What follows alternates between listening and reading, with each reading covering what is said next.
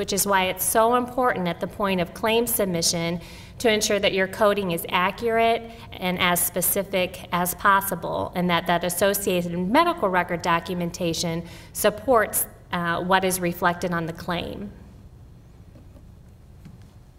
It's also anticipated that although some retrospective code submission is allowed today, there has been speculation, at least in the Medicare Advantage field, that potential will eventually be phased out and will become more of a concurrent model in the future. So I'm going to talk a little bit now about risk scores that factor up into risk adjustment methodology. Much of the practical knowledge around risk adjustment and risk scores exists today because of things that have been put into place under Medicare Advantage. As you may know, Health Alliance has had a Medicare Advantage plan for many, many years, so we're able to take all that experience and apply that in these new areas with Medicaid as well as the commercial exchanges. But with Medicare Advantage, I'm just going to talk about that briefly right now.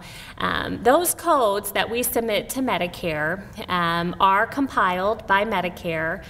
They run them through a risk adjustment algorithm or methodology, which we have a very clear understanding of what that algorithm looks like. And from that, they determine an individual risk score for each member on our plan. From those individual risk scores, Medicare can then also determine an aggregate risk score for our health plan in general.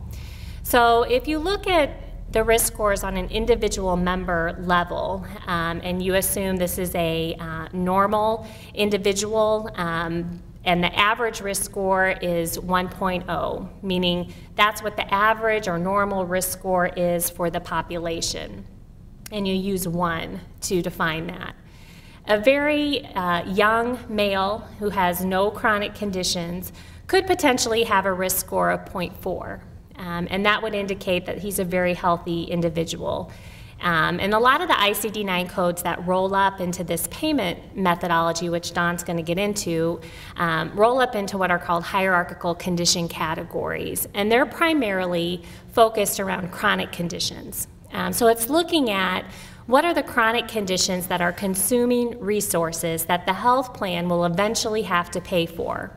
So it's saying this member has a risk score of 0.4, so we're going to adjust your payment methodology down because that individual is less likely to consume a lot of healthcare resources. So we really shouldn't be entitled to more money for that particular individual. Whereas a young woman with asthma may have a risk score of 1.5. That would mean we would get 0.5 additional revenue because it's expected that they may consume additional resources or services in the future that the health plan would have to pay for. And an even older person with diabetes may actually have a risk score of 3, which would mean we would get 3 times our normal payment for that member because of their chronic conditions and the associated treatment that aligns with that. So as you can see, age also plays a pretty significant factor in determining that. The older the member is, the more likely that those chronic conditions, and there will be comorbid conditions as well.